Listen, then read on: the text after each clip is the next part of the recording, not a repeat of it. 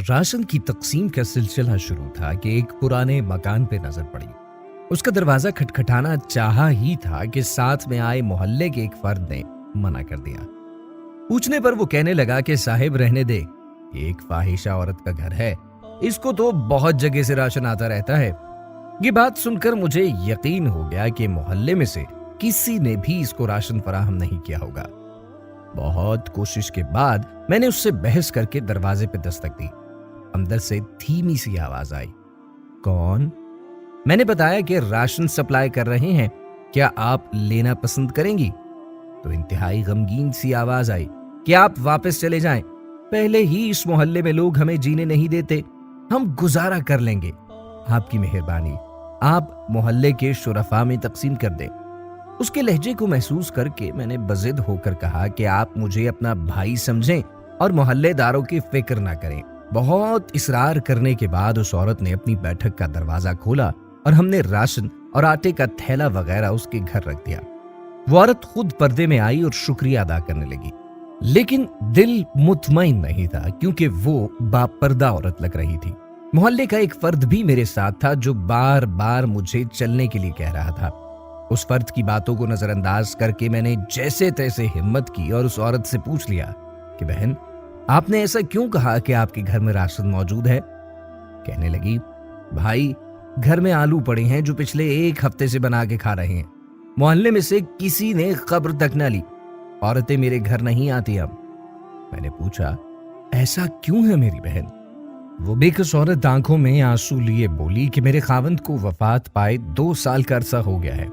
उस वक्त बहुत अच्छे हालात थे, मेरे 2 बच्चे हैं, कुछ वक्त तो ठीक गुजरा और मेरे वालिद मेरे लिए जितना कर सकते थे करते रहे। उनकी वफात के बाद हालात खराब होना शुरू हो गए। बच्चों का और घर का निजाम बहुत मुश्किल हो गया। एक दिन मेरे खाविंद का करीबी दोस्त कुछ अरसे बाद बाहर से आया। उसने मुझसे बहुत अफसोस किया और मुझे कुछ पैसे देकर चला गया। फिर वो कुछ दिन बाद आया और मुझे घर का कुछ राशन दे गया। दूसरी दफा लोगों ने जब मेरे दरवाजे पे गाड़ी खड़ी देखी तो तरह तरह की बातें करना शुरू कर दी।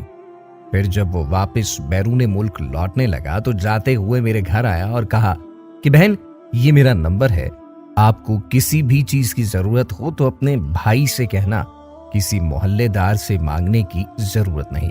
जब वो बाहर निकला तो मोहल्ले के लोगों ने उसे पकड़कर मारना शुरू कर दिया कि तुमने हमारे मोहल्ले में गंद मचाया हुआ है। ये सुनकर मैंने चिल्लाना शुरू कर दिया कि तुम लोगों ने मेरा हाल तक ना पूछा और अगर कोई भाई बनकर मेरा ख्याल कर रहा है तो तुम उसे भी मार रहे हो। शर्म से मेरी जान निकली जा रही थी कि इतनी हमदर्दी का उसे ये सिला मिला। वो भाई उनको समझाता रहा कि ये मेरी बहनों जैसी है, लेकिन मोहल्ले के लोगों को तो जैसे एक तमाशा मिला हुआ था। खैर, वो जान छुड़ा के वहां से चला गया।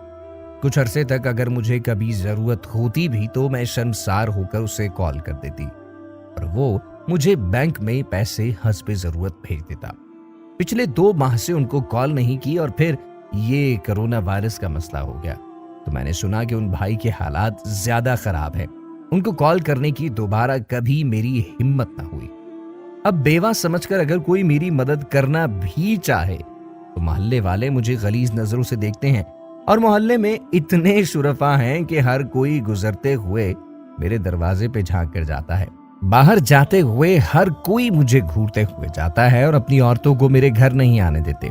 कुछ दिनों से उस भाई को कॉल मिलाने का सोचा, लेकिन जमीर ने गवारा न किया। सोचा कि पता नहीं उनके अपने हालात कैसे होंगे। मेरे बच्चों को भी अब महसूस होना शुरू हो गया कि मोहल्ले में हमारी माँ को लोग किस नजर से देखते हैं। हमारे नबी करीम सल्लल्लाहु अलैहि वसल्लम तो दुश्मनों की बेटियों के सरों पर चादर रखा करते थे। ये कहाँ के दीनदार लोग हैं कि अगर कोई मेरे घर मेरी मदद को आता है तो उसको इस कदर मशकूक नजरों से देखते हैं कि लोगों ने डर के मारे मुझे ज़कात तक देना छोड़ दी। ये बातें करते करते उसका दुपट्टा आंसुओं से भीग गया और जो मेरे साथ आदमी बैठा हुआ था वो शर्म से पानी पानी हो रहा था। मुझे पता ही नहीं लगा कि मेरी आंखों से कब आंसुओं की झड़ी जारी हो चुकी थी। हमने राशन के साथ कुछ नकद रकम भी अपनी तरफ से अदा कर दी। जो शख्स मेरे साथ था वो बाहर निकलकर कुछ बोलने ही वाला था कि मुझसे रहा न गया और उसके बोलने से पहले ही मैं शुरू हो गया। کہ بروز قیامت تم لوگوں کے اس راشن کو اللہ کیسے قبول کرے گا کہ جب تمہیں محلے میں رہنے والے لوگوں کی ہی خبر نہیں اور ان لوگوں کی خبر نہیں کہ جو کسی کے دروازے پہ نہیں جاتے؟ کوئی کیسا ہے یہ اللہ اور اس کے درمیان کا معاملہ ہے۔ آنکھوں دیکھا بھی بعض دفعہ سچ نہیں ہوتا۔ اس کی خاموشی اور نم آنکھوں نے کچھ بھی نہ بولا۔ 4-5 دن بعد اس نے محلے میں سے اچھی خاصی رقم اکٹھی کر کے اس عورت کے گھر پہنچا دی۔ بے شک اللہ ہی جانتا ہے سب کے دلوں کے حال۔ ہم کیریکٹر کو چھوڑ کر یہ تک سوچ کر کچھ نہیں دیتے کہ یہ وہابی ہے، یہ سنی ہے، یہ شیعہ ہے۔ خدارا یہ سوچنا بند کر دیں کہ فلاں ضرورت مند ہے یا نہیں۔ اگر اللہ تعالی ہمیں دیتے وقت نہیں سوچتا کہ ہم ضرورت مند ہیں یا نہیں، تو ہم کون ہوتے ہیں یہ فرق کرنے والے؟ اپنی بہترین کوشش کر کے تلاش کر کے ضرورت مندوں کو دیں، اور اگر کسی نے دھوکے سے سامان لے لیا تو وہ اللہ اور اس کا معاملہ ہے۔ آپ کی نیت پر کوئی شک نہیں اور آپ کو پورا ثواب ملے گا انشاءاللہ۔ خدا را دل نرم کیجیے اور اپنے ارد گرد موجود ضرورت مندوں کا خیال رکھیں۔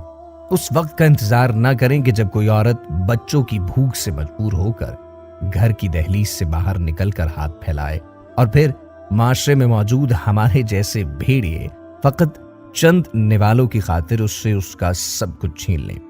خود باہر نکلیں اور ایسے لوگوں کو تلاش کریں۔ راتوں کو اپنے محلے کا چکر لگائیں اور بچوں کے رونے کی آواز سن کر اور خالی برتنوں کی آوازوں سے اندازہ لگائیں کہ ان کو راشن کی ضرورت ہوگی۔ اللہ تبارک و تعالی ہم سب سے راضی ہوں، آمین۔